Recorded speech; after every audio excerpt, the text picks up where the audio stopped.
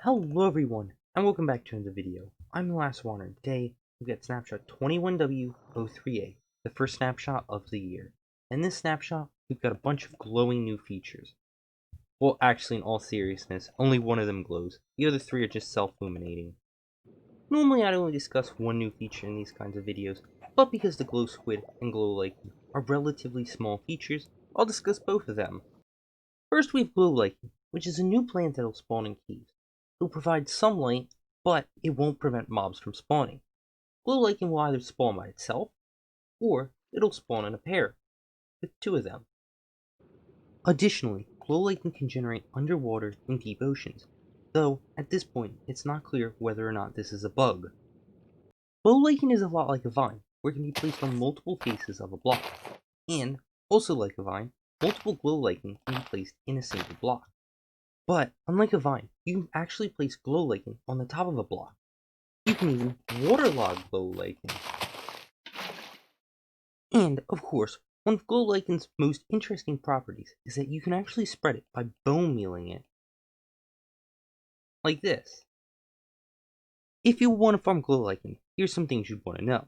Like, the tool to mine Glow Lichen with is shears. There's no other way to get it.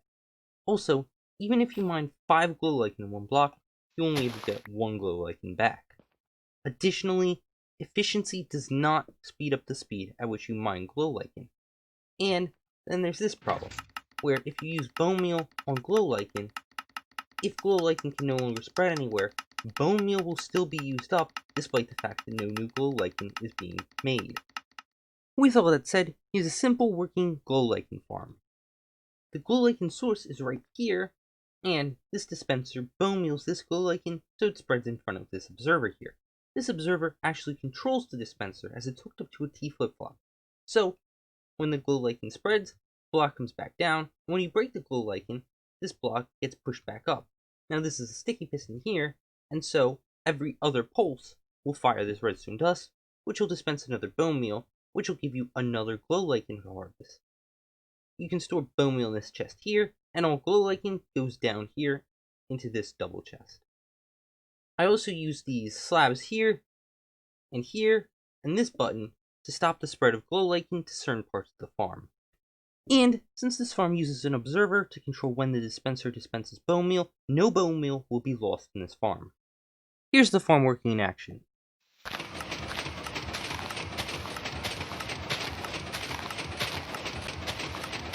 And after about a minute, here's the results. And there's been no losses at all. That's all I've got on Glow Lichen for now. So, next up we have the Glow Squid, which, unlike the Glow Lichen, doesn't actually glow, it self-illuminates, but it does have a cool particle effect. Glow Squid currently don't spawn in the game. I just spawned these ones in with a spawn egg. But they will eventually spawn in deep oceans and, likely, flooded caves. Glow Squid have the defensive ability to stop glowing if you hit them, making their escape easier. But if you hit them with a sharpness 5 sword, that's not going to matter because you can one-shot them. And, as you just saw, you get glow ink sacs upon a Glow Squid's death. You can get more glow ink sacs by killing one with Bleeding 3. Also, axolotls do not like Glow Squid at all. If you didn't like how the Minecon Live 2020 mob vote turned out, there's always this to write in your day. That, and the fact that Glow Squid are only actually useful when killed. Because the Glow Squid itself isn't actually useful. It's drop dead.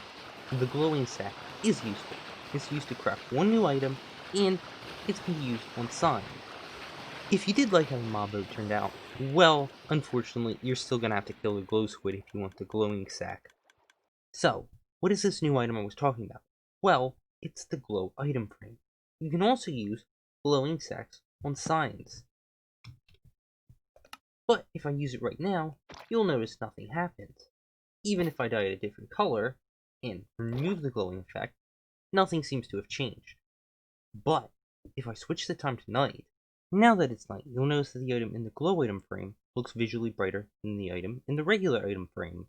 And that's because the item in the glow item frame is self-illuminating to a max light level, where this item frame, right here, relies on the surrounding light level, like the sky, so it's visually darker.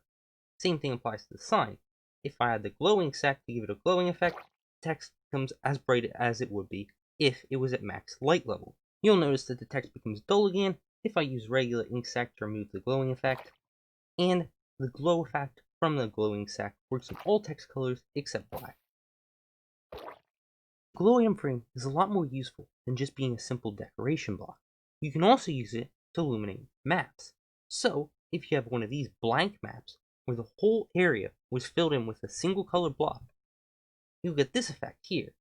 This is the glow item frame, this is normal item frame. In the center, there's only a single glowstone block. So, with a glow item frame, you'll see that everywhere is illuminated the same amount, even though it doesn't have a light source behind it. But with the regular item frames, you can see the light level slowly decline. So, what can you do with this? Well, for starters, you can make better traps. This floor here uses regular item frames and this map I showed before.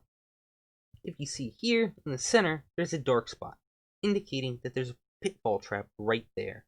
So, regular item frames were not very good for these traps. As you can see, I'll just fall right through, and I was obviously expecting it because of that dark spot. But if glow item frames are used, that dark spot is no longer visible.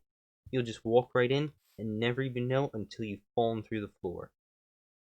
This glow item frame and map trick is also, of course, very useful for secret rooms. And, of course, infinity rooms. And it can even be used in an underwater infinity room. That's all I've got for this video, so thank you all so much for watching. As always, if you have any questions, comments, or concerns, please feel free to leave them in the comment section below. And if you enjoyed this video, make sure to check out my other two videos, like my recap of everything we can expect in 1.17, and my new video on smoke sensor contraptions. Once again, thank you all so much for watching, and goodbye. Huh?